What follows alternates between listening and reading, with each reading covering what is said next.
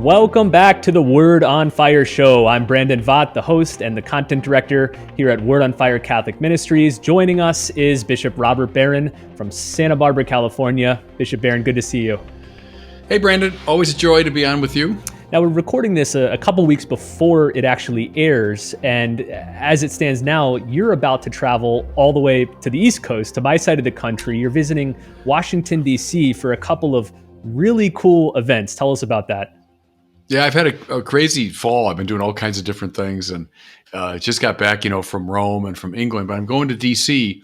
to speak at the Library of Congress, and I'll be addressing congressmen, senators, I hope, and those who work on Capitol Hill.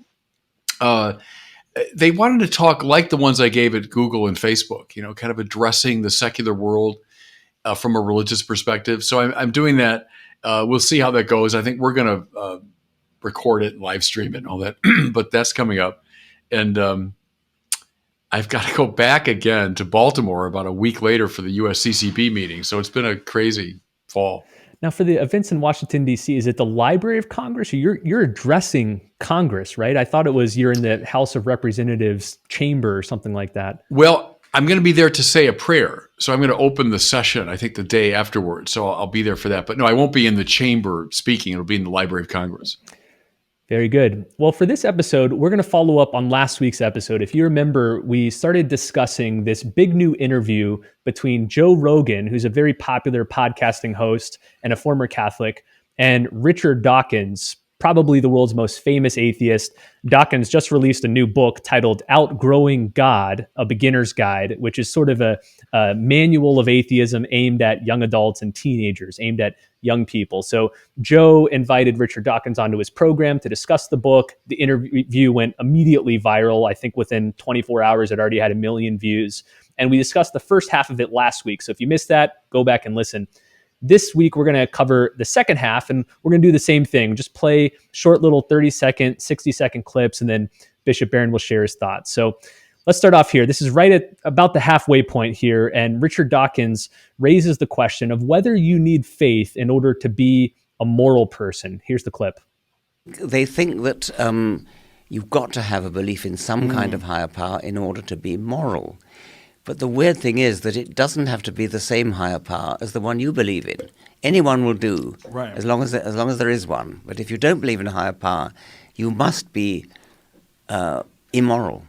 And that is totally ridiculous when you think about the horrible immorality of, for example, both the Bible and the Quran, which are horrific in the sense that if you actually got your morals, if you got your moral values from the Old Testament or the Quran, and they share them a great deal, of course, you would be stoning adulterers to death and stoning people to death for breaking the Sabbath and doing sacrifices, human sacrifices and animal sacrifices. All right, Bishop, let's maybe break this into two. So the first part he was saying is, religious people say you have to have faith in order to be a moral person. Is that true? Well, no, and we addressed it last week. No, I think you can be an upright moral person and not believe in God explicitly. But what you can't do is ultimately justify the objectivity of your moral values apart from God. So they're two different questions. So no, I wouldn't deny that an atheist can be a good moral person, but he or she has a hard time justifying their moral structure apart from God. So I'd make that distinction. The second half now, it's opening up a whole set of complicated issues. Let me say this first of all. Bracket for a second everything that people perceive as negative in the Bible. It's very hard to deny, at least in the Western cultures, that the best of our moral principles have come to us from the Bible. Love and compassion, the nonviolence taught in the Sermon on the Mount, love even of enemies, turn the other cheek, forgiveness of those who've harmed us, forgiving even those who are putting you to death, to follow the example of Jesus. These extraordinarily powerful, unique, distinctive moral points of view. One that we see, I think, Brandon, today especially, is the concern for the marginalized. I mean, how basic that is to our sensibility. Well, at root, that's a biblical idea. Show that to me in classical philosophical ethics. On the contrary, marginalized people are kept in the margins, pushed further away. So there's something, I think, deeply ungrateful, not only superficial intellectually, but kind of ungrateful when you say that, oh, the Bible has nothing to do with our moral sensibility. It has an awful lot to do with the values that we take as most central. Now, the negative business. I'll just say a couple simple things. One is, within the Bible itself, you see a sort of gradual appropriation of the revelation of God. St. Irenaeus saw this long ago, 2nd century. He was arguing this, that you see in the Bible the steady education of Israel, the steady education of the human race under God's grace. Does that mean that every single thing in the Bible represents simply and straightforwardly what God wants? No. To some degree, we see certain culturally relative forms that represent the consensus of that time of what God wanted, what God desired. But there's an evolution. And we Christians see the entire Bible from the standpoint of the end of the Bible, which is to say, the dying and rising of Jesus. And so, of course, things that were recommended and urged, some things in the Old Testament, we don't hold to. So go through much of the book of Leviticus, for example. We don't hold to those things. And the Christian tradition from the earliest days has acknowledged this, that we don't simply have a univocal, uncritical approach to every little thing in the Bible, but we recognize a certain evolution within the Bible. Second simple observation, again, there's much more to say about it. A lot of the stories of putting the ban on cities, kill every man, woman, and child, and animal in the city, these sort of brutal commands of God. Our great spiritual and theological masters have read those allegorically as accounts of the struggle against evil. So the thoroughgoing warfare that ought to happen within us, within our community, against forms of evil. What we tend to do is we make little compromises, like we fight evil to a degree. The Bible is saying, as these spiritual masters interpret it, no, certain evil has to be fought all the way down. You've got to put the ban on it. Again, a contemporary reading, by no means. That's a very ancient way of reading these texts in the Bible. So here, my overall point, again, we could go on and on, Brandon, about this. The overall point is, don't read these texts in a sort of ham-handed, superficial, fundamentalistic, univocal way. They should be read with an interpretive delicacy to see what we're dealing with. Bottom line, what's Christian ethics? It's the Jesus from his cross saying, Father, forgive them, they know not what they do. Jesus saying to those who had abandoned him at the moment of truth, Shalom, right? If you want biblical ethics, there it is. And what's best in the ethics of Western society comes precisely from there. When Dawkins released his initial best-selling book, at least in this genre, The God Delusion, he was widely pilloried by religious believers because he had his sights set on the Old Testament violent passages and was criticizing them ruthlessly as examples of, unjustified, intense violence. But many critics observed, well, to criticize it as wrong, you need some sort of objective frame of moral reference. And going back to what we've already discussed, that's precisely what atheism doesn't provide. And so you need to have some ground of moral values, moral facts, in order to critique the Old Testament passages on violence. And where are those coming from? I would argue they come largely from the Bible itself, that positive moral framework. All right, let's move on to the next clip. Here we have Richard Dawkins and Joe Rogan discussing Jesus's existence. So finally, we're moving from the Old Testament to the New Testament. Dawkins gives another little flippant remark, which he gave earlier in their discussion about whether Jesus even existed at all, much less performed some of the miracles the Gospels have him performing. So here's the clip. So you do think he was a real person? Most of the scholars I've talked to say he probably was. The evidence is not great, of course, but I think I don't think it's that big a deal, actually, because a wandering preacher called Yeshua or Yehoshua would not be surprising. It's a common name, right. And there are plenty of wandering preachers. What would be very surprising would be if he raised Lazarus from the dead and walked on water and turned water into wine. And that, of course, did not happen. Well, why couldn't people just drink water either? Why did they have to drink wine? He's trying to get people drunk? Like, what's that all about? Well, that's a separate question. But I think the point I'm making is that it's a very big difference to say, did he exist? And maybe he did, maybe he didn't. Who cares, really? Or that's very different from saying that a miracle worker who really did do miracles rather than conjuring tricks existed. Yes.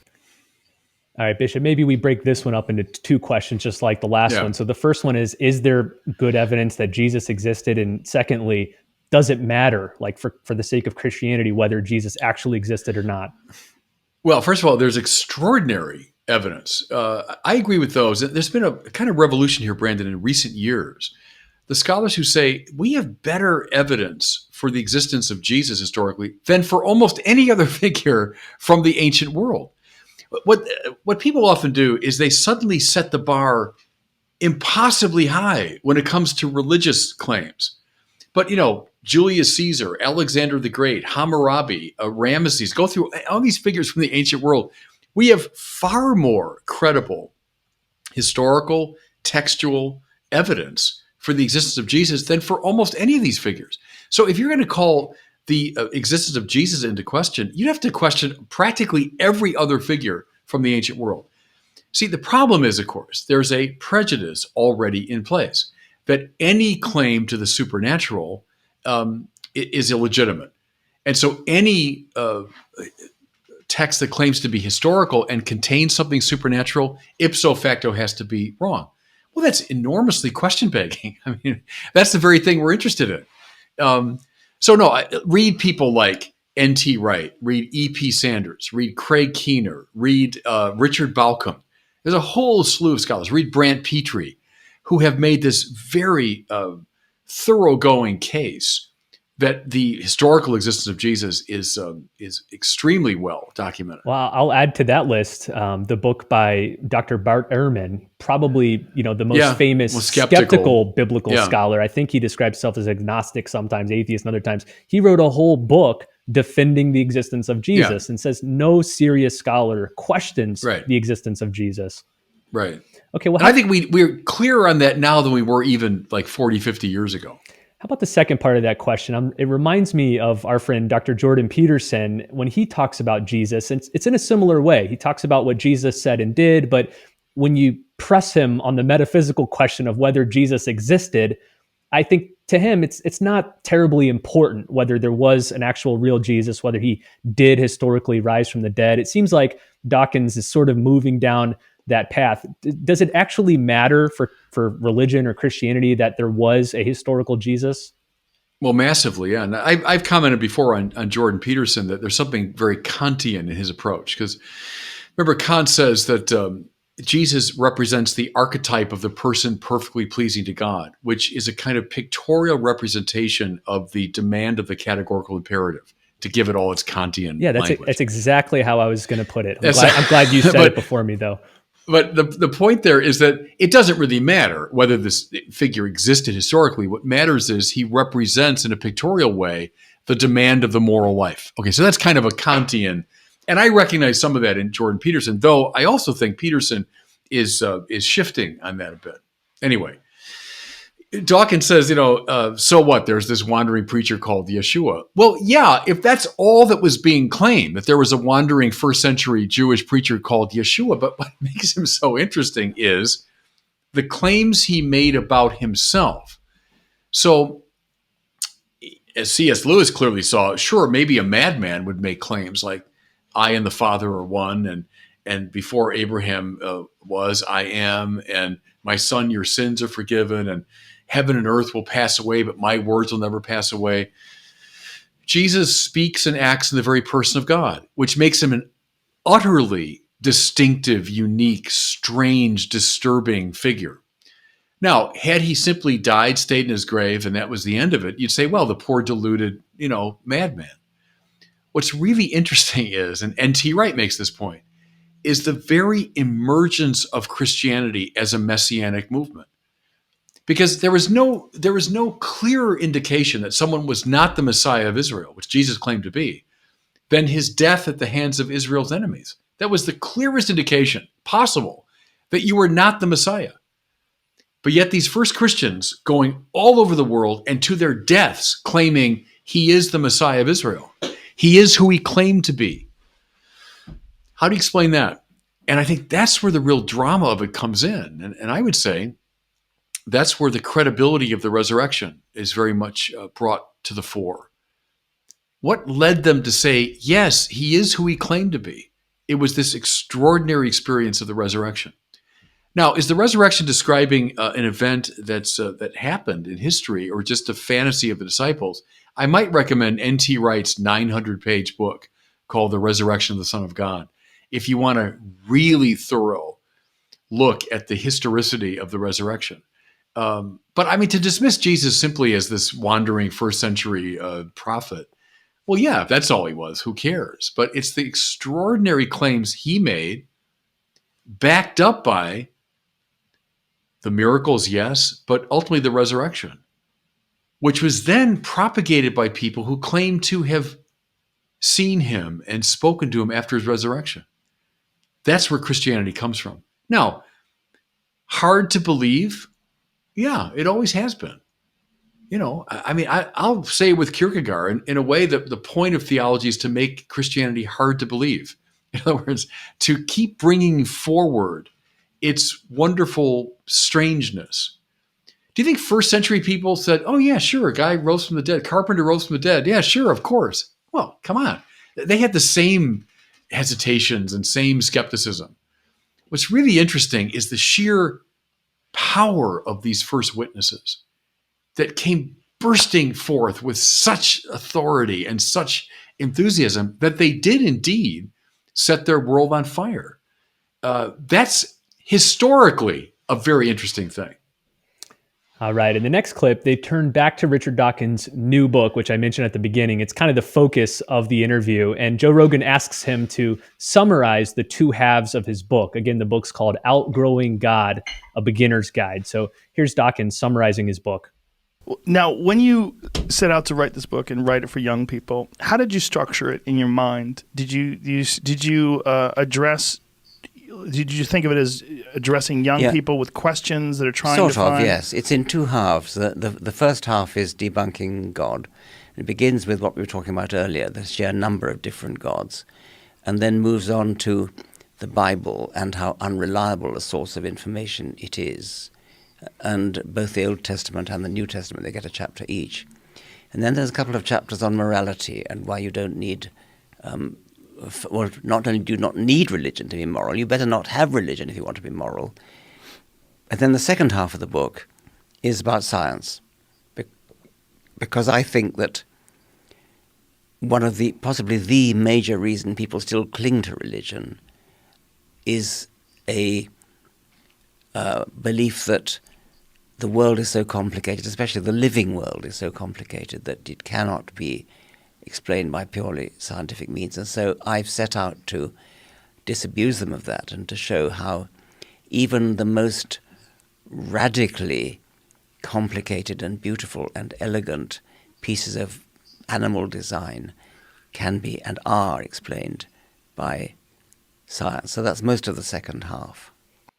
Bishop, we haven't really talked about science at all vis-a-vis Richard Dawkins, but I think one of the fundamental components of the whole new atheist movement that Dawkins spearheaded was the pretension that science and religion are at odds, that science has now explained all the things religion used to try to explain. And it seems like that's a major centerpiece of this new book by Dawkins. So what do you think about his description of the second half of his book, which aims to show that, hey, most people hang on to religion today because the world's so complicated and they're not aware that science can explain it, but it can? Yeah. Here's the first observation, especially for young people that might be listening, or if people want to send this to their kids or grandchildren. If you have the impression that somehow Richard Dawkins is the first one to make this claim, may I disabuse you of that? People have been saying now for roughly 300 years exactly what he just said there. Namely, science now, We're going to get rid of all this old superstition. We can debunk religion. We can explain everything. Religion's going to fade away. They've been saying that for 300 years. And last time I checked, religion goes up and down, and it's got its problems today for sure, but it has not gone away. We've been hearing people like Richard Dawkins for a long time making exactly the same argument. Now, why is it not working? It's not working because religion is responding to another kind of question. There are scientific questions, to be sure. And speaking as a Catholic, I love the sciences. Go all the way with the sciences. Do everything you want to do with the sciences. God gave us minds. God imbued the world with intelligibility, which is why the sciences can exist, by the way. God wants us to explore all we can. So talk to evolutionary biologists, talk to physicists, talk to chemists, talk to astrophysicists. Terrific. I'm completely, utterly in favor of it. I've got nothing against it. However, a scientism is an ideological view that reduces all of knowledge to the scientific form of knowledge.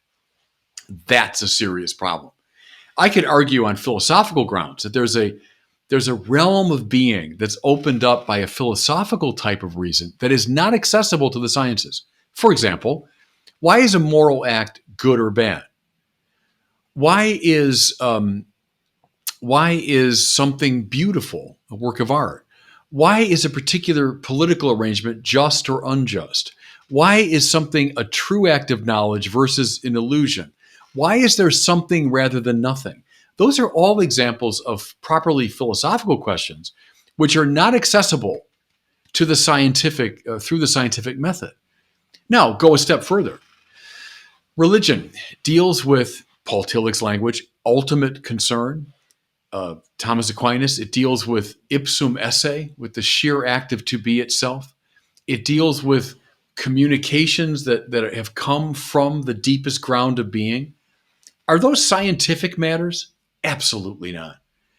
Are they at odds with science? No. The same God that produces the intelligibility of nature also produces his revelation. They're not at odds, but don't reduce religion to science. So I would say that to young people. First of all, be very wary of this salesman, because people like him have been saying exactly the same thing for 300 years. How come it hasn't worked? Because they're not sensing, it seems to me sufficiently, this distinction between different orders of being and different types of knowing.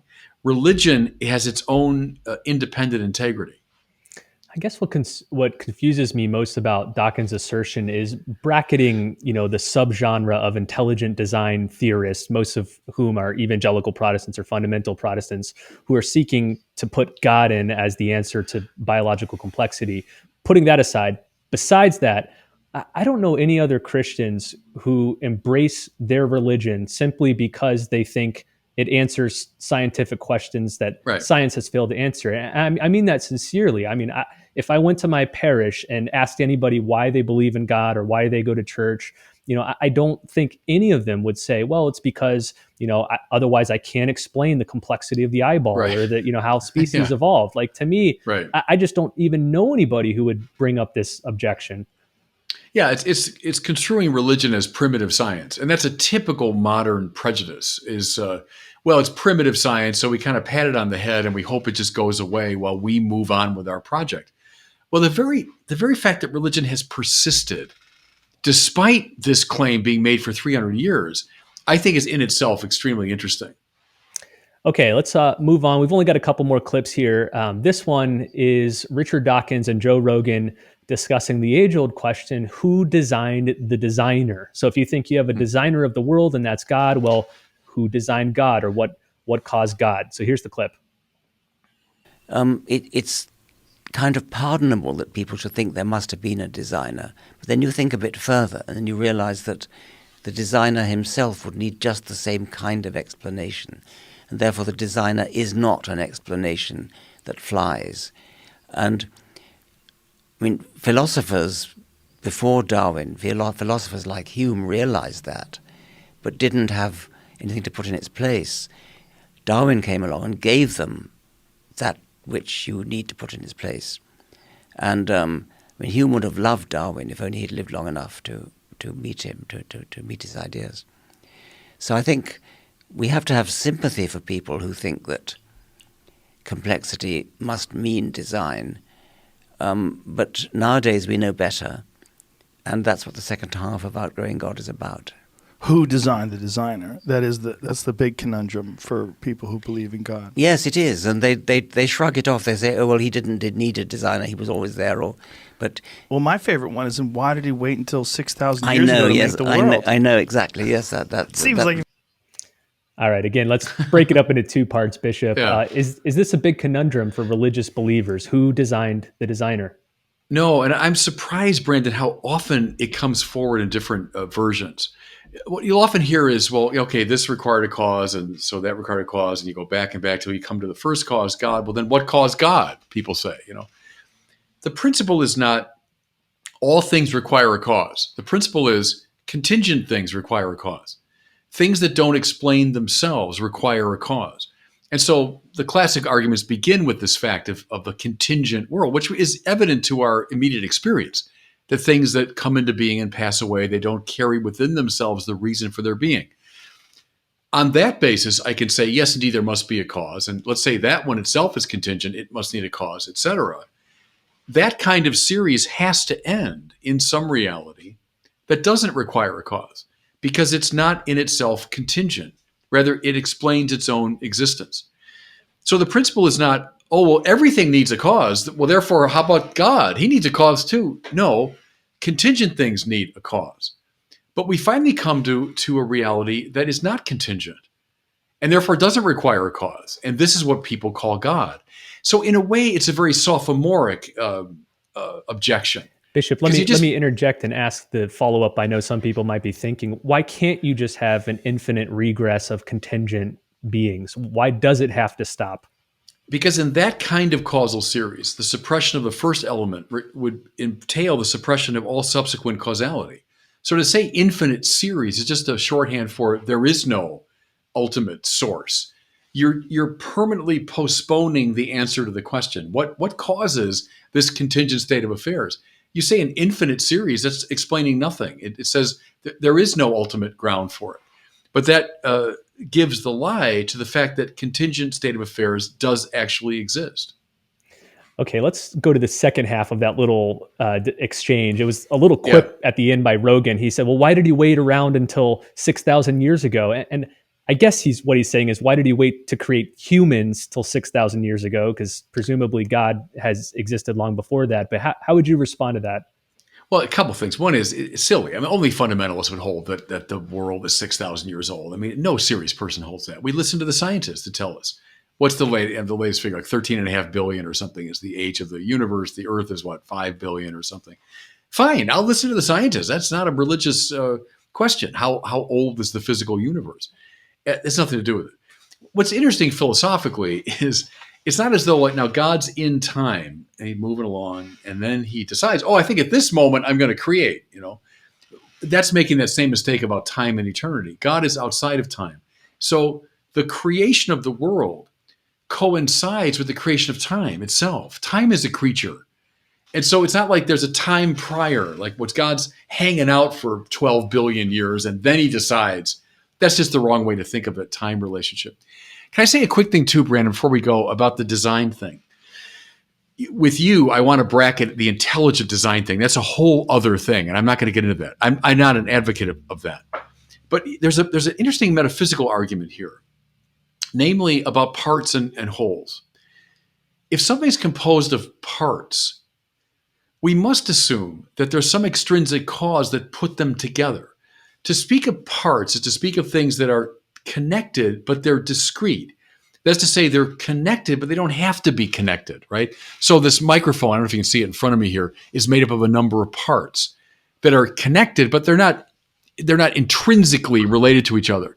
So I correctly assume, they were put together by an extrinsic cause, the engineer and the designer and whoever made it, right? Now, that's true of anything you look at in the world that's composed of parts, including our own bodies. We have to look for an extrinsic cause that brings together these parts. Now, press it further at the metaphysical level.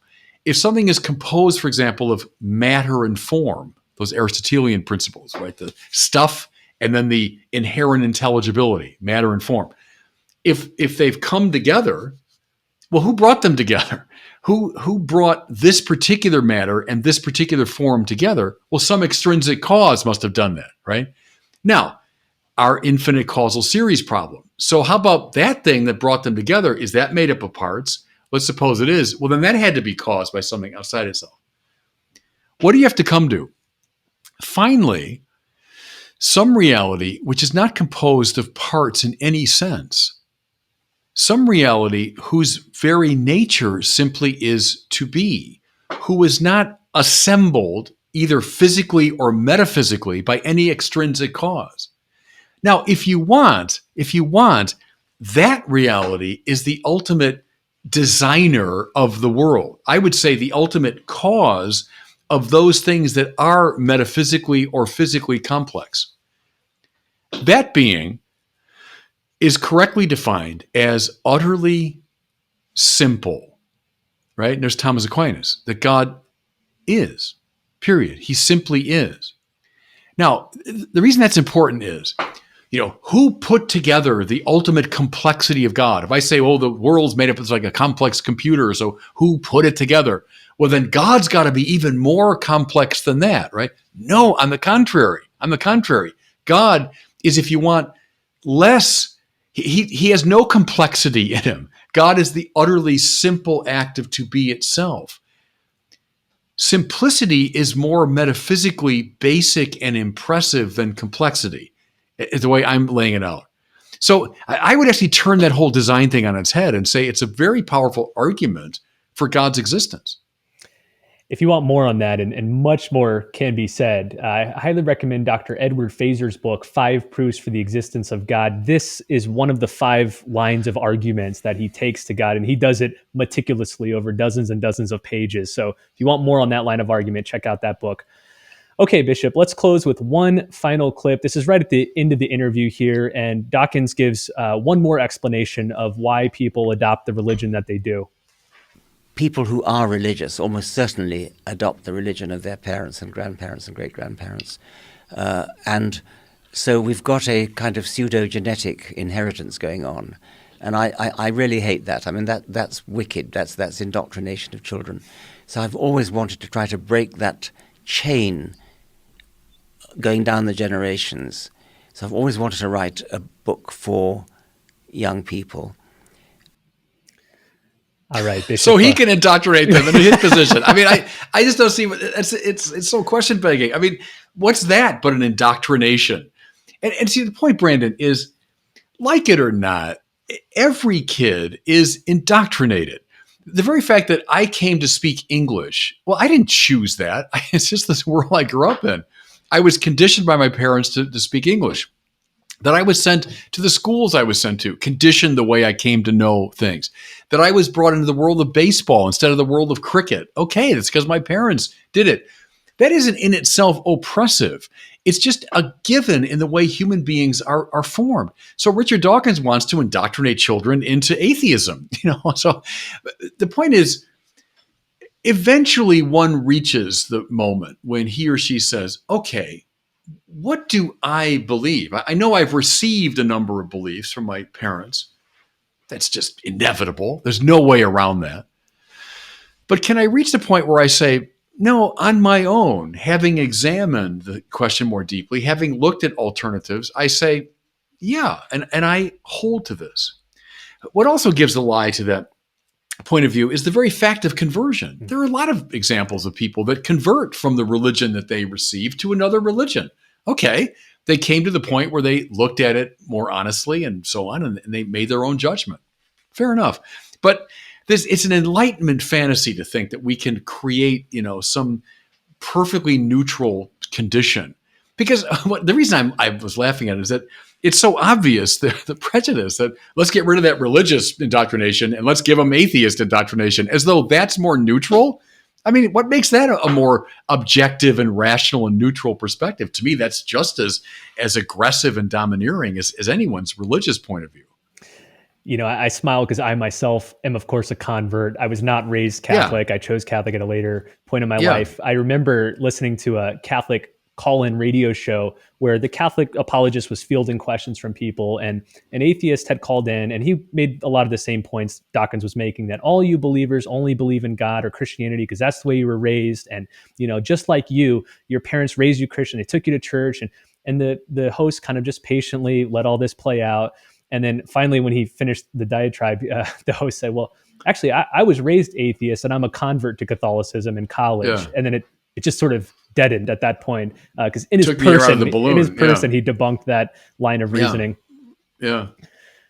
All right. Well, again, it's a really interesting interview. I encourage you to watch the whole thing. It's about an hour long. I think we've maybe covered 20, 30 minutes of it over the last couple of weeks, but it gives you a good sense of two different sides of the religion question. One, you have Joe Rogan, who again is a little hesitant about religion, adds these little jabs here and there, but he seems a little more open-minded. And then you have Richard Dawkins, who's a pretty strident atheist. And I think those are two archetypes of what you'll find among many people in the culture, especially young people. So if you're a parent, a priest, an evangelist, teacher, catechist, watch the whole thing. Watch the whole thing, and then think about how you would respond to some of these points yourself.